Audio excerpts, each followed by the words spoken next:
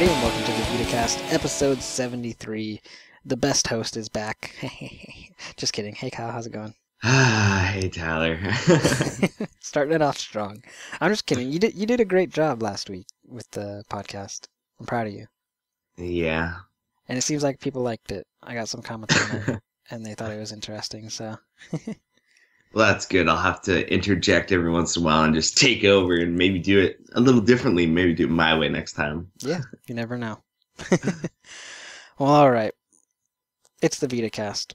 It's been a whole week. We've got some news, we've got some new releases, and we've got a few games that we've been playing.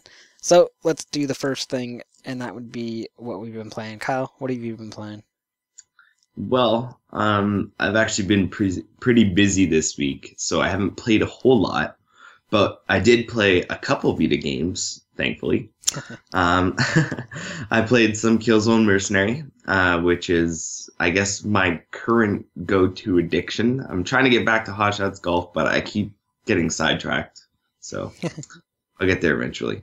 Anywho, so I played some of that, played a little online, and played some single player, so that was interesting. It seems like single player gets easier and easier, and multiplayer just stays the same. I don't know. Yeah.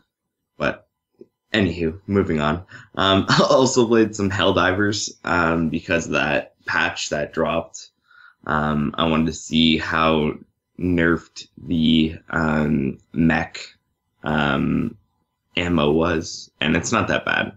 I didn't have too much for trouble, so it was interesting. I didn't encounter any issues, but I didn't really encounter any issues before other than not being able to connect to you very easily, so it's all good. And they got me that trophy that we missed in round 2 for whatever the hell. So yeah. So all good on that front. And I also played Monster Bag. I cleaned up some trophies that I had missed the first time through, kind of. And I still haven't got all the way through it, but I'm farther than I was now. So What do you think? like I'm on like level 15 or something. I don't know. It's good and it's bad. I don't know.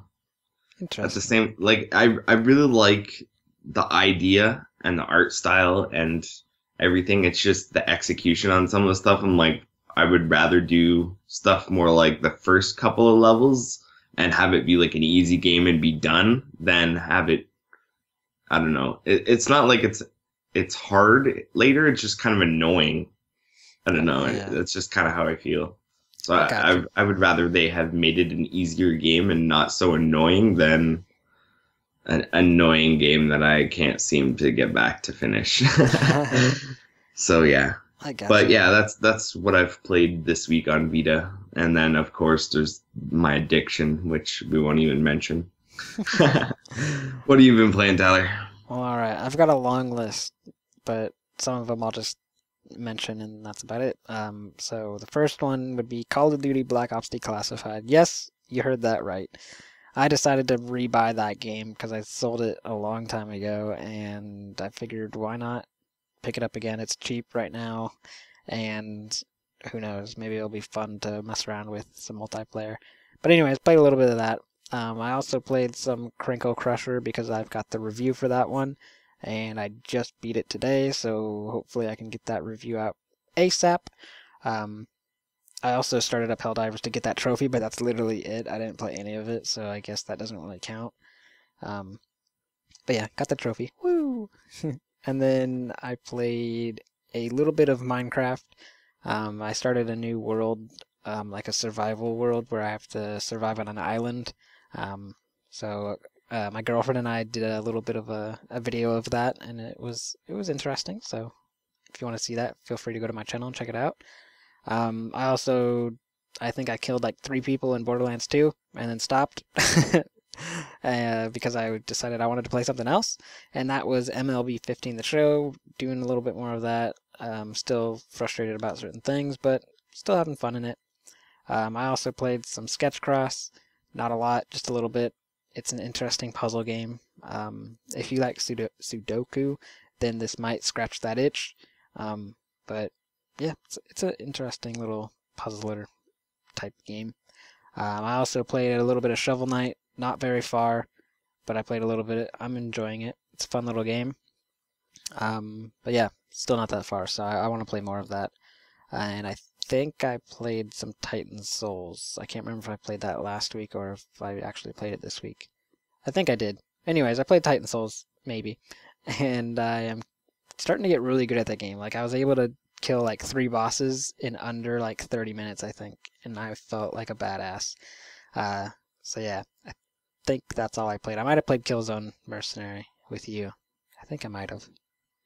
Yeah, did we play this weekend?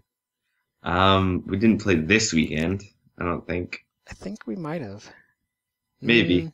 I don't know. The days all run together for me. Yeah, You know, I don't remember. when you're up for all of them, it's like whatever. Who cares? Yeah, I can't remember if I did or not, but if I did, then I did. And if I didn't, I didn't. But there you go. That's what I played. So let's move it along to the reviews this week. Kyle, what do we got this week? All right. Well, we've got 3 reviews this week. First up, we've got Tennis in the Face, which was reviewed by Liam. He gave it a 3.5 out of 5, saying, quote, "Tennis in the Face is a great game at a good price. It'll keep you occupied for a few hours, but that's the game's main problem. It only takes a couple of hours to complete. Casual gamers will enjoy it, but hardcore gamers will be left feeling disappointed." End quote. So it looks like something, well, he said it there, casual gamers would like, and it's maybe not for hardcore gamers. So maybe read his review if you're interested and try and decide if that one's for you or not. Have you played that one, Tyler? I forget. Yeah, I played it. It's a fun little game. Definitely agree with his review. If you're really into that Angry Birds, then this could scratch your itch for a very cheap version of Angry Birds, unlike how expensive Angry Birds is on the Vita. Yeah, although it is on sale right now, so if you are an Angry Birds nut, you might want to grab that in North America. Ooh. Or not. Or not. Anywho, there's a review of that on the site as well. If you're interested, I reviewed it, so it'll be nicely written. Yeah, you should do the next review of the week. So, next one is from Charlie, and it is Stealth Inc. 2, A Clone in the Dark. And he gave it a whopping 4.1 out of 5. And he says, quote, "Stealth Inc. 2, A Game of Clones is a fantastic follow-up to the brilliant Stealth Inc. A Clone in the Dark. With smart, stealthily puzzle platforming, the nature of this title, you can expect some fun, sometimes frustrating, but always rewarding gameplay ahead of you if you purchase this game." End quote. So, some high praise there. Yeah. Kyle, have you played it? I have not. I have the first one, I think, from Plus, maybe. I think it was on Plus, yeah. And I still haven't got to that, so you know me. I like to play the first one before the second one. So. Yeah, I've played a little bit. I think I've only played 3 levels, and it's more of the same. So I mean, if you really love the first one, then the second one is definitely for you because it's more of the same, but with added stuff that make it different. But yeah, definitely read out the full review by Charlie to get a better idea of what this game's all about, since I really haven't played too much of it, and Kyle hasn't played diddly squat. So yeah, what do we got next, Kyle? All right, so the last review of the week is Broken Age, which was reviewed by Brad, and he gave it a 4.6 out of 5, so very high praise. And he says, quote, "Broken Age promised to be a return to the classic point-and-click adventure games from yesteryear, and manages to succeed on that premise in every way. It's a game filled with brilliantly absurd puzzles wrapped around a beautiful story that's told with wit and humor. It is both laugh-out-loud funny and head-banging frustration. Broken Age manages to blend all these elements into a wonderfully charming game that should not be missed." End quote. So, looks like we gotta get playing that Broken Age, although I don't think Tyler's down for that, right, Tyler? Yeah, I think it's just bad timing for me right now. Like, I love adventure games, I love story games. They're my type of thing, but right now it's not. Like, it is boring the crap out of me, and maybe it's just not the game that's for me. But I do love the art style. I do love the direction they're going. It's just, like I said, maybe bad timing for me right now. I'm not feeling it at all. So Yeah. So write your hate mail too. No, I'm kidding. Whoa. Well, all right. So yeah, you're not gonna get this one yet, Kyle, or are you wanting it? I want it, but I don't have the funds at the moment. I just spent a whole bunch of money getting some of the little things that I needed from this sale, so Yeah. I don't have the cash to drop on that quite yet. But yes, it is definitely on my list. I like games that are kind of story driven, so it'll be something that I go through and see what's up. Yeah. Yeah, also, it might be the fact that I was trying to do like a let's play of it on my channel, and doing let's plays can kind of make things seem like more work than it is. So maybe I just need to play and not record and just chill and play it on my own time and like Maybe. actually enjoy it. Because I don't know. Right now, it's still on my Vita. I plan on trying it again later, but at the moment, I've got some other stuff I need to clean up and play and whatnot. So Bloodborne. Oh, sorry. that would be one. But yeah, anyways, let's head on to those new releases. And since we're a day late, we can actually just go right into those because, like, yeah, we're a day late. So here we go. So for North America and Europe, we're getting Broken Age. For Europe, and a limited release is Damascus Gear Operation Tokyo. What's limited release? Does that mean that only certain countries are getting it? Yes, there's a list of countries on the site that are not getting it, but the list is quite long, so I didn't want to have to read them out. Okay, well, all right. Also in Europe, you guys are getting Metal Slug. In North America, we are getting Project Root.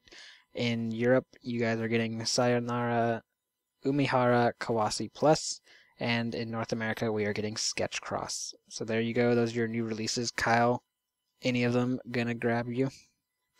Well, as I said, Broken Age definitely interests me, so that one is a pickup for sure. Other than that, I'm not a shooter fan of that type anyway, so Project Root is a no. Metal Slug's a little too retro for something I didn't like in the first place, so yeah, I'm gonna be skipping that. Damascus Gear Mech, I'm not a mech fan, so nope. Sayonara Umihara Kawase, I really don't know. Like I thought it was gonna be something else, and then I saw kind of screenshots, and I was like, eh. And then people are saying like it's a really good game, so I don't know whether I should check this out or not, but I don't know. I'm gonna have to do more research on that one. And Sketchcross, it looks unique, but I don't think it's something that I would play more than once, so Yeah. probably not. Well, like I said earlier, if you're into that Sudoku, whatever, however you say that, it's like that. So if you like to do those, then you'd probably be interested. But from the Eh. sound of the yeah, from the delay of your voice, it sounds like you don't care. But all right, yeah, for me, I've already got Broken Age, so I've already talked a bit about that. I've already got Damascus Gear. Um, yeah, Metal Slug, not really interested in. Just like you, Project Root, I'm not into those types of shooters either, really. And pretty much you and I are right on the same page with everything in the new releases. So, Sketchcross I've already got. Sayonara Umahari Kawase Plus, not really grabbing my attention, but I've also seen those same things you've been hearing about them being, that game being awesome, so I don't know. But it's not on my to buy list at the moment, so I'm just gonna let it sit there. If I ever want it, I'll pick it up. It'll be on sale someday. Yeah, someday. All right, let's head on to the news for this week, and there's not too much, but we'll get right into it. First up, CEO of Spiky Fish Games, Kendall Cormani, has taken to the US PlayStation blog earlier this week to announce the North American release date for Nonogram Puzzle Sketchcross, and it has already come to pass. Launching earlier with over 50 puzzles, from 5x5 sized to 30x30 size, Sketchcross is referred to as a nonogram puzzler, meaning that the puzzle reveals an image and its solution when finished, and the image itself may be a clue to solving the puzzle in the first place. According to Kendall, the game works more specifically like this. Quote, The numbers on the rows columns are groups. The value of those numbers represent the connecting blocks of the group. Each group must be separated by at least one blank space. When you correctly solve the puzzle, you are rewarded with the reveal of your picture. End quote. A game which comes in 3 difficulties, which coincidentally dictate the rules for the helpful hint-based check button in its regular mode, and also happens to support a time-limited 30-second 5x5 muzzle mode called Frenzy. Sketchcross makes an attempt to offer a mode right for you, whether you like things slow or prefer them ridiculously fast-paced instead. Oh, and did I mention it's going to be offered at a discount for PlayStation Plus subscribers. Sketchcross released in North America on the 28th, however a European release has yet to be announced. Next up, it's safe to say that a lot of people were left feeling a little disappointed when Just Add Water announced that while Oddworld New and Tasty was part of the Instant Game Collection, cross-buy would be turned off, meaning claiming it would only entitle you to the PlayStation 4 version. It seems, however, that since the ad announcement, Just Add Water have retracted that statement, now stating, quote, numerous factors, including fan feedback, have prompted us to change our stance on this particular matter. So if you downloaded New and Tasty for PS4 during the PlayStation Plus period, the PlayStation 3 and PlayStation Vita versions of the game will be free for download for you on release, end quote. So if you claim the game during March as a PlayStation Plus entitlement, you'll be able to grab the Vita version for free when it releases sometime in the future, which of course is great news, right? And next up, those looking for some portable romance may be delighted with the announcement that love adventure game Girlfriend Beta Summer Vacation Spent With You is coming to Japan this summer. Girlfriend Beta began in 2012 as a popular smartphone game, which then spawned manga adaptations and anime, and is now heading to Vita. The game is set at Seiyuu Academy, with 8 different characters for the players to attempt to woo and romance. Affection can be created and enhanced via conversations or activities, with a variety of locations available for dates. A localization would appear to be highly unlikely, but you can never be sure with Vita titles, as the community and fan base often drive strange things to happen. Alrighty, moving on. Spike Chunsoft have revealed lofty sales figures for the sandbox game Terraria. The publisher, who are responsible for bringing Terraria to Japan, have revealed that the game has sold over 500,000 copies since its Japanese release. That figure includes both physical and digital versions of the game, and tallies the total sales on all available platforms in Japan, which include the PlayStation Vita, PlayStation 3, PlayStation 4, iOS, and Android. Although the official figures for the PS Vita version of the game were not released, it is indeed a positive sign that an indie title, which enjoyed immense success in the West, has made the transition to Asia rather seamlessly. Of course, it helps that the Japanese version of Terraria includes cameos from the Danganronpa series, such as Monokuma, which likely led to an increased interest from the series' devout fans. Next up, developer Inti Creates have revealed the sequel to Galgun, titled Double Peace, will be released in Japan this August. Galgun, or Gungao, I don't know why that's backwards, was originally released on Xbox 360 in January 2011, before eventually being ported to PS3 in Japan. The game fits into the Bishoujo game genre, meaning it includes young, attractive girls, with the target audience being heterosexual males. Obviously. In Galgun Double Peace, the protagonist is shot with a special arrow, which makes all girls fall madly in love with him. Where's mine? This may seem like a pretty swell deal, except that when the magic of the arrow wears off, he will never be able to get a girlfriend again. Wow, that sucks. Never mind. Luckily, he can prevent this by finding true love. Unfortunately, he only has one day to do it. As is tradition, with most new Japanese releases, there will be both a limited edition version of the game as well as first print bonuses. Limited edition versions of the game will include 4 DLC costumes of the Kunoichi, Mystery, Ribbon, and Wedding Dress. Perhaps a little more interesting is the DLC costume that comes bundled with first print copies of the game, titled Uniform That Got Too Destroyed. Interesting. Galgun Double Peace is set to Unleash on Japan on August 4th for PlayStation Vita and PS4. Though the original game was never localized for the West, we still remain hopeful that Double Peace will make it to our shores. And moving on. Last week, Sayonara Umihara Kawase Plus released in both Japan and North America, with the European release date being teased as coming soon after. As you heard earlier, developer Agatsuma Entertainment have made good on that promise, and we now have a European release date for the platformer. Sayonara Umihara Kawase Plus has released on April 30th and will cost €14.99 in mainland Europe and £10.99 in the UK. The European version will include all the same features that are available on the Japanese and North American editions, and this includes the game having 60 stages running at 60 frames per second, 4 playable characters with their own unique abilities, and the original 1994 entry in the series Umihara Kawase bundled in as well. Are you happy, Europe? Alright, next up. Playism, a digital distribution company, will be publishing Torque L and Croxler Sigma on the PlayStation Network store in North America and Europe.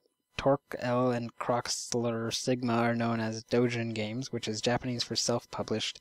Both games are already available on the Japanese PlayStation Network store. Torque L is an action puzzler with over 50 puzzle chambers to beat. Read more about it here, so go to the site if you'd like to check that out. Croxler Sigma is a hack-and-slash arcade brawler where the knight and aristocrat factions prodigies battle in the adjuvant trial, a ritual that will decide which faction holds the power.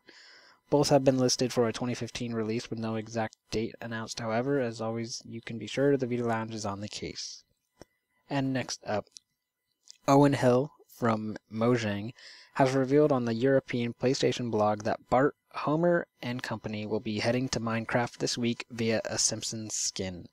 Although there has been no mention of a release date or price for the release in North America, the European release has gone off without a hitch, delivering the world's favorite cartoon family to your pixelated world at a cost of £329 and €399. It also has been revealed that a new update for the title will add a new female character for players to choose from. Alex has slightly thinner arms than Steve, but she will play in exactly the same way when she releases for free in the next update. Players will be able to choose from 8 Alex skins, 8 Steve skins, and any other skins that they have purchased when it goes live in the near future. Lots of love for Minecraft, so keep crafting loungers. And next up, Date A Live Twin Edition will make its way to Japanese PlayStation Vitas this July, a recent announcement from Compile Hearts has revealed. Date A Live Twin Edition bundles both Date A Live Rin Utopia and Date A Live Ars Install, which were both originally released as PlayStation 3 games, as well as adding in some brand new content in the form of after story called Rio Reincarnation, which can be played without playing either of the main games. The new title will feature the Yamai sisters, Mukyu Izayoi, Rin Sanagami, Maria Ars, Marina Ars, and a new original character named Rio in an all-new story unique to this release. Date A Live Twin Edition hits stores in Japan on July 30th, so get ready for it. Alrighty, moving on. Developer Arrowhead Studios have released a new patch for their fun multiplayer shooter Helldivers, which we were talking about earlier, which includes a bunch of bug updates as well as some new content for the game. The full patch notes have been released on Arrowhead Studios' website, the list of which are as follows with regards to general and/or PS Vita specific fixes. So first up, there's several galactic-wide web improvements that have been made by Super Earth Command, resulting in improved cross-friends discoverability. You can now request game info from any friend and receive up-to-date info from them. Trophies not received from participation in War 2 should be granted if the user accesses the armory. Each Helldiver now receives 10 commends every week. Influence displayed for the attack events is now shown on the galactic map and manually triggering cross saves, allowing you to be certain that your save game has been uploaded to the cloud. Furthermore, Super Earth now allows for Helldivers to share their specially requested equipment with other Helldivers, which means that DLC is now shared with other local players while in the same game. There's been other equipment updates that have changed the outlay of the equipment and the different abilities that the equipment has. So if you're interested in that, you can check them out on the site. Several general and minor issues have also been fixed, and Arrowhead would like to thank the community for their support in reporting these issues. Keep at it, Helldivers, and make sure to drive the enemy back for democracy. Next up, Atlas has recently revealed that some changes had to be made to Dungeon Travelers 2, the Royal Library, and Monster Seal during the localization process to Western markets. Some of the images from the original Japanese version of the game were deemed a bit inappropriate by the ESRB, and so alterations were made to a few of the images in order to avoid an all-adults-only rating. Atlas says that they're working closely with the ESRB to make sure the game is in compliance with the less restrictive M rating for mature. In response given to Niche Gamer, Atlas insists that none of the 4 images that were altered did not contain full nudity. They identified the controversial images and adjusted them appropriately. Atlas stated that an adults-only rating would have prevented the game from being released in the US, period. The original press release from Atlas is as follows. Quote, Dungeon Travelers 2, the Royal Library, and the Monster Seal presented some challenges during the localization process, specifically adapting some of the fan service content to Western sensibilities. Localization by nature requires some changes to be made for content to be understood en masse, which is why Atlas worked closely with developer Aqua Plus to preserve the game's themes and content to its fullest. In order to comply with restrictions set forth by rating boards, Atlas made concessions on just 4 in-game images. On these images, some minor edits were made and approved by the developer to adjust the overt graphics to within acceptable ranges for the game's M rating. Atlas is committed to being one of the leading publishers of niche JRPGs and are very aware of what impact censorship can have on these import titles. We are confident that the changes we made to the images in Dungeon Travelers 2 were the least invasive possible to still be eligible for release in the West. Thematically, the game remains as true as possible to the original Japanese version, including the preservation of the original Japanese audio, end quote. So it looks like even though they had to censor some stuff, they're doing their best to bring it to us as best they can, guys. Like, I mean, stuff sucks, but at least we got it. Anywho, moving on to the last piece of news for the week. Have you been waiting patiently for news on Concept's upcoming Mega Man-inspired Mighty No. 9 title? A post on the PlayStation blog from new publisher Deep Silver confirmed a console release date for the title, which will be September 15th, but also stated a delay for the Vita version. Apparently the Vita version, which is being developed by Abstraction Games, was just going to be a simpler port, but the handheld versions actually require creation from the ground up and will therefore lead to a delay. The blog post suggests a shortly after, but we have asked Deep Silver what this actually means and will report back if we get word. Mighty No. 9 is the latest game from legendary game producer Kaiji Inafune, and when launched on Kickstarter raised almost $4 million in funding. Heavily inspired and suggested to be the spiritual successor to Inafune's Mega Man series, the game is a 2D action platformer which sees protagonist Beck face off against other Mighty No. 9 creations. And that's the news. Oh man. Oh man, indeed. Not too bad this week, but... Some long ones, but it wasn't as long in content, so... Yeah, that's true. Well, alright, let's head on to those talking points. Alright, well, as usual, Tyler, we have announced release games we're looking forward to from the week. So, what looks good? Well, Mighty No. 9, I'm excited for, although being delayed kind of... But anyways. What else? There's not really much that we talked about in the news that I'm super excited for, but I'm really getting excited for Disney Infinity. I'm also getting excited for Lego Jurassic World. And of course, I'm really wondering why Bandai Namco has not talked about Sword Art Online coming over here yet, because come on now, what's going on? I'm excited for that. And you know, all the other Namco Bandai games that they need to bring over here that we've talked about all the time, I'm excited for. What about you, Kyle? Well, as to your Sword Art Online comment, the Asian English version hasn't released yet, so it'll probably be after that that they talk about it, if they talk about it, which I think they will. Ah, But anywho, so yeah, not really anything that sticks out to me this week at all in the news. Yeah, I'm just gonna say either I have it or I'm not looking at it. But yeah, as always, all those Bandai Namco games that we want over here. I'm looking forward to Steins Gate, which apparently releases in May someplace. I don't know if that's North America. I think it's just Europe, but hopefully we get confirmed for May as well. yeah. And yeah, I don't know. Not too much in the short term, but that gives me a chance to catch up on backlog, which is a mile deep. Yeah, it's a little ridiculous. Indeed. Like I said, if they just stopped releasing games on the Vita, like right now, I would still be able to play my Vita for like a couple of years of new games. Yeah, me too. Me too. Like, it's that ridiculous. Anyways, let's head to the next talking point, and it has to do with these PlayStation Plus games. Am I correct?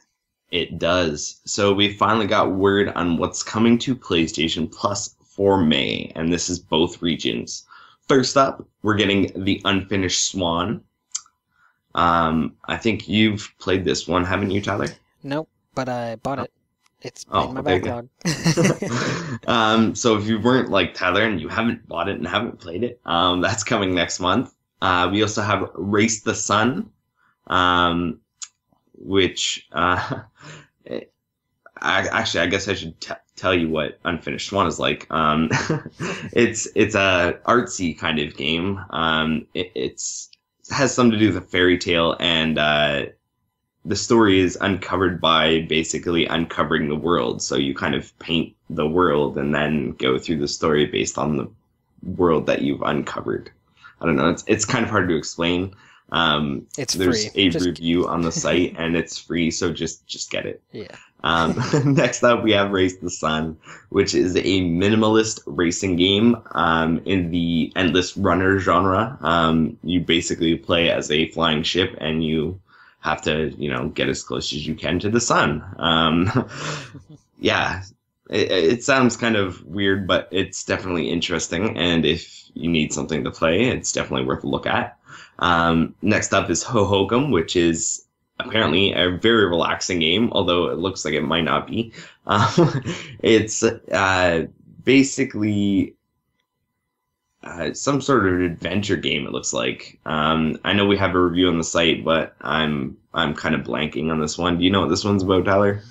Oh, I've never played it, but it's a very weird game. It's like kind of like a discovery type game. You explore, and just as you explore and do random things, something happens and you just continue on. It's All a very right, trippy so looking game.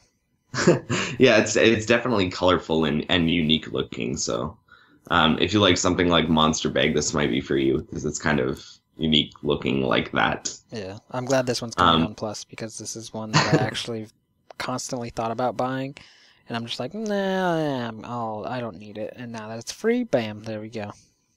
You know what? It's funny that you say that because all these games that came for Vita this month, or well, next month for Plus, are all games that are like that for me. Where I was like, I don't know if I want to, and then they give them to me, so I'm like, okay, I'll play them. Yeah. So yeah, seems like they're all like that for me. But anywho, moving to the fourth game, because there is 4 games, 2 of those due to cross-buy that come out. And they are, the last game is Murasaki Baby, and I know you've played this one, Tyler, so why don't you tell us what it's about? Yeah, so it's a touch-based game, which might turn you off for a second, but it's actually a really unique touch-based game, and you guide a baby through a very mysterious, dark, weird world, and that's pretty much it. You guide her around, there's puzzles to solve, kinda. More like dangers, like you gotta navigate her through. And I actually haven't beat it yet, but I've been wanting to, and it's very weird. Definitely try it out. And I mean, it's free on Plus, so you have no excuses. Well, there you go. So yeah, four games this month. So if you don't have a PlayStation Plus subscription, now's the time to get one. Which you should have already got it for Killzone because it's free right now. Well, if you get it now, then you can still get Killzone, and you can get the next one. Ooh, there you go. Yeah, so do So that. go get one now. Well, all right. That's all our talking points, right? That is all our talking points. All right. Well, let's jump into that listener mail. And we've got quite a bit, it seems. Not too much, but we've got some. First up, we've got mail from Jack Gall via email, and he says, "Jack again, one sentence. Persona 5 for Vita, is it possible? Thanks, Jack." Anything's possible, Jack.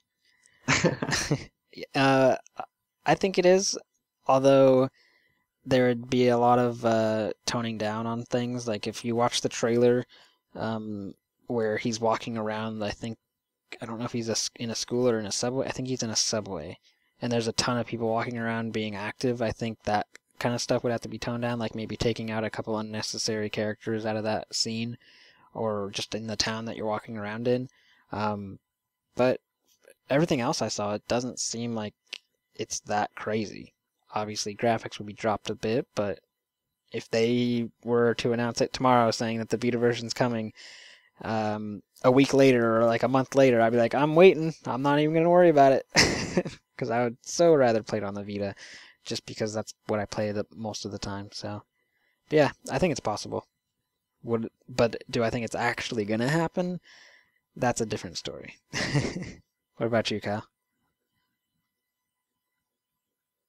Yeah, I definitely think it's possible. I definitely think it's probable, even. With all the Persona games being currently available on the Vita, I think that them not bringing it would be kind of a big middle finger to the Japanese audience, and I don't think they would do that because I think, Persona on Vita has shown that it's viable and they support kind of that kind of stuff. It's Atlas, so I think we're gonna get it. Ooh. I don't think it'll necessarily be soon, but I think we're gonna get it. Yeah, that'd be awesome. Well, all right. Thanks, Jack, for your question. Let's head on to the next one. This is from Gary Huss at Huss Not Huff. No, Huss Not Huff. It's HUSSNOTHUFF. And he says, what are your thoughts on this trend of the Vita versions of games getting delayed until a later date? First New and Tasty, then Axiom Verge and Bastion, now Mighty Number 9. My thought is, better late than never. I don't know. It depends. Certain games, when they're released, are the time to play them.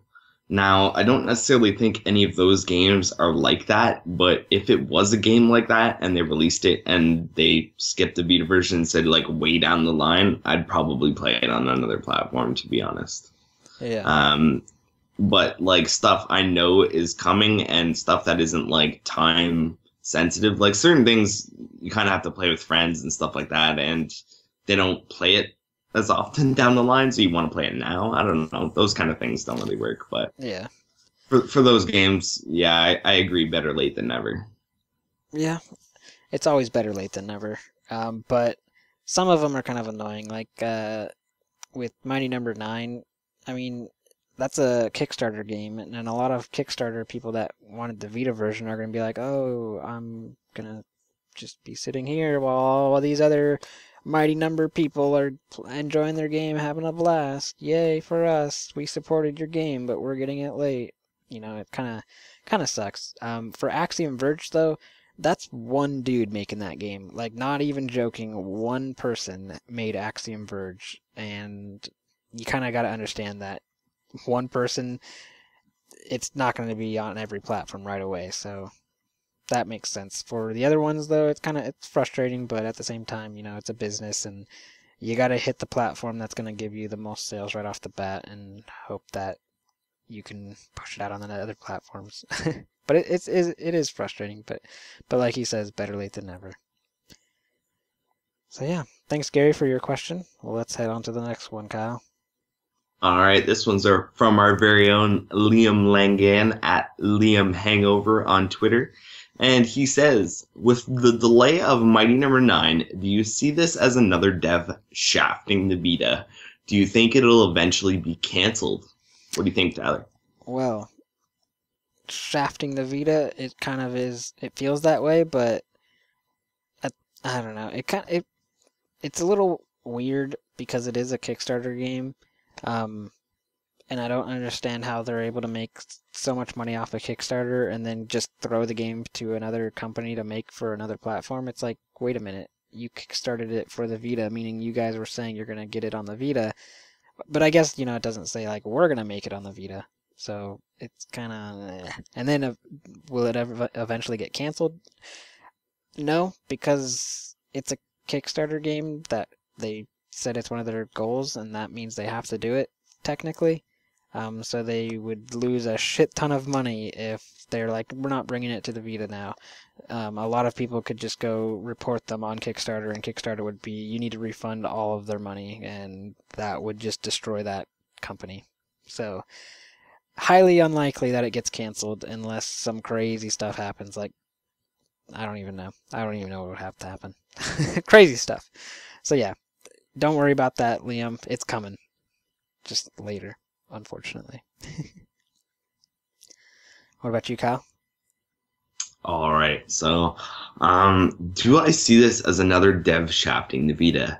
And no, what would be shafting the Vita would be not releasing your game at all. That would be shafting the Vita. And we've seen plenty of that, so don't be like that.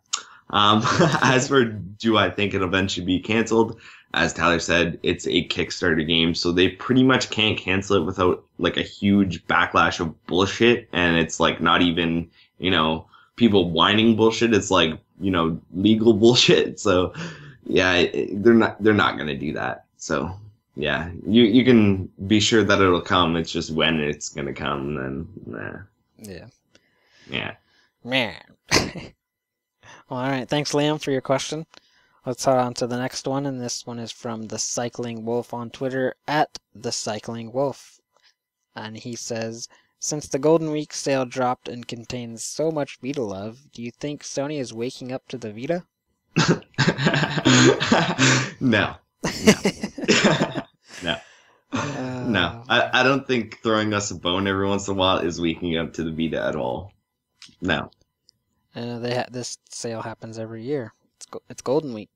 Well, it happened last year and it happened this year, but yeah, Europe didn't get anything. Oh, awkward. Shafted. Well, all right. Yeah, I agree with you, Kyle. No, it's just a sale. I mean, maybe if it was a sale and then they're like, guess what? We've also got announcements. Here's a video for you to download and watch some Vita games that you don't even know about. Kind of like a Nintendo Direct or something. I'd be like, whoa! But that's not what it is. Still awesome, though. Some great games in the sale, which we'll get to later. But anyways, yeah, they're still sleeping over there. Definitely. All right, thank you, The Cycling Wolf. Moving on to our last listener mail of the week. This one's from L at L_materia on Twitter, and she asks, do you think we'll ever see Final Fantasy XII on the Vita? I love that game. Smiley face. I feel like we've answered this question before, but I can't remember. There's so many Final Fantasy games. I know we've been asked about another Final Fantasy game, but I'm not really sure. I don't know how well Final Fantasy X HD did on the Vita, but there's always a chance Square Enix likes to re-release their games and make money, so why not? They don't seem to want to redo Final Fantasy VII for some crazy reason, but they'll make all these other ones. But yeah, there's a chance, but I don't really see it as being very high, unfortunately. I think if they ever did remake 12, it would be probably PS4, PS3, and they'd just be like, meh, we don't want to waste of time. But that's me just being negative right now. What about you, Kyle?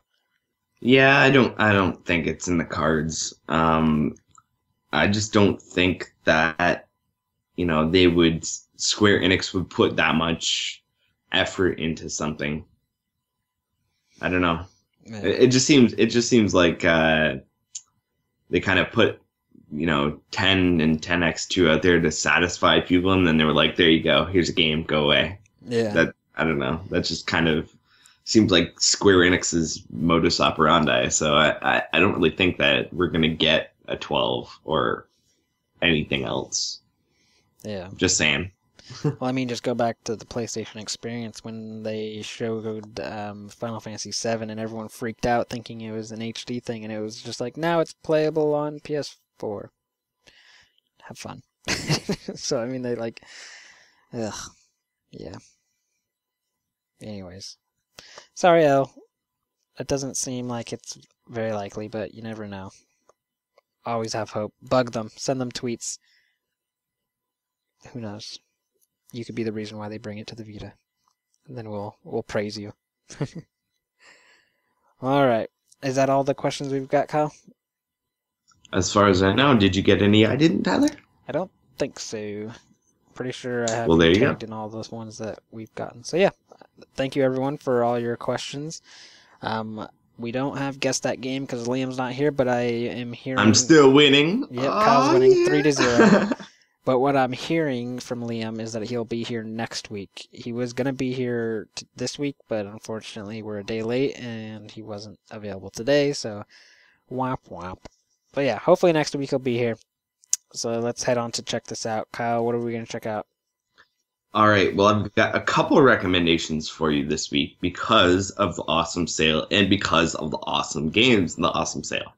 So first up, we have North America, and I'd like to recommend that you get Akiba's Trip, Undead and Undressed, which is on sale on PS Plus for $20 or $24 if you don't have PS Plus, and it's regular $40, so that's a good deal.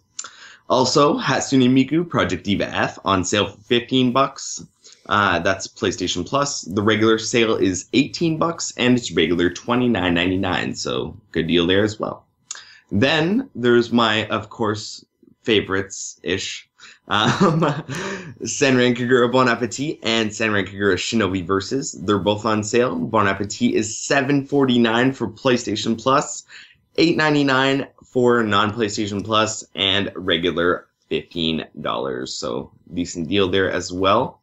Shinobi Versus is $19.99 for Plus, $23.99 if you don't have Plus, and regular $40. So again, great deals. And last up, if you haven't played any of the Tukiden games and haven't got Kiwami and want a deal or want to kind of dip your foot in the water, Tukiden Age of Demons is on sale in North America for $12. That's PlayStation Plus. The regular sale is $16 and it's regular $40. So huge discount there if you're looking to put your foot in the water of Tukiden. And as for Europe, they didn't get as much in the sale category. However, Nidhogg is 40% off. The original price is £11.99 and €14.99, and you get additional 20% off for PlayStation Plus subscribers. So Nidhogg is awesome. Tyler and I had a lot of fun with it, and especially if you have somebody else to play with, it's super good. So get that. And yeah, big check this out, but you should check all those games out. Agreed. I have played pretty much all of them except for Hatsune Miku and Bon Appetit. But I agree with all of those other ones, for sure. There you go. Well, alright, let's head on to threads to check out also. What should we check out in the threads, Kyle? All right. Well, this isn't a new thread, but it has been newly updated. My complete list of PlayStation Vita games in the games section has been freshly updated with everything all the way up to right now, April 30th. So if you're looking to find out what has been released or what will be released on Vita and when, that's the place to go.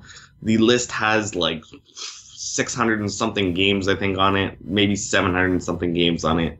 So yeah, I'm pretty complete. You can pretty much trust anything there, and I check it all the time, so should be verified and good. Awesome. Yeah, definitely go check that out, and you'll just be amazed at everything. Well, all right. I think that's all we've got, Kyle. Indeed it is. So let's get out of here. You can find everything that we talked about on thevitalounge.net. You can email us your questions at mediaservices@thevitalounge.net. We're all on Twitter at The Vita Lounge. I'm at Mr. PSVITA Reviews. Kyle is at Teflon Tactics. We're on Facebook. Just search The Vita Lounge. We're also on YouTube. Just look up youtube.com/loungeplay. We post up lounge plays. We post up the podcast. We post up previews for the months of the release games. That was said terribly. We post up previews for games that are releasing in the month. And I'm pretty sure Kyle is working on one for May, correct? I am, so that should be out very soon, and we'll be sure to tweet that and include that in our preview on the site. Oh yeah, so get ready for that. We also post up some other stuff like, wait, what else was I thinking? What was I thinking? I don't know. Anyways, we post stuff up there. Yeah, that's what it was. I knew there was something else. We post up live streams whenever we get the chance. Also, the magazine, it's out now. Go grab it. And we're already... I got my copy, Tyler. You don't have yours yet. I don't yet. I'm jealous. I'm very It's jealous. so good, Tyler. You want a physical copy. Until you have it in your hand, it's just not the same, man. Yeah, it's just not the same. Whatever. Anyways. So pretty. It's so pretty. Yep. If you want to be like Kyle and get your hands on a physical copy, I think it's up now, right, for issue 2? Yes, it is, and we will be doing back issues for issue 1. So if you're one of those, get in touch so we can kind of figure out how many we need. Well, all right, there you go. So that's patreon.com/thevitalounge if you'd like to support us and help us with our magazine goals and mission. Well, there you go. We're also needing people to sign up for the forum, so thevitalounge.net/forum. Go ahead and sign up. Join the conversation, introduce yourself, become a part of that community. There's a lot going on there. Also, we're on iTunes. Just look up the Vita Lounge, or not the Vita Lounge, look up the VitaCast, and you should find us there. Subscribe to us, rate us, let us know how we're doing. And that would be the VitaCast, episode 73 for all of you and me. I had to. And me. Of course, Kyle. Can't forget you. Well, bye. Bye, Senran Kagura.